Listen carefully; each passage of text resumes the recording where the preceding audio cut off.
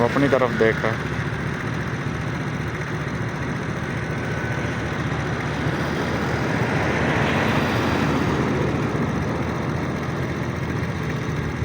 जट ज़मीन में काम करता हो।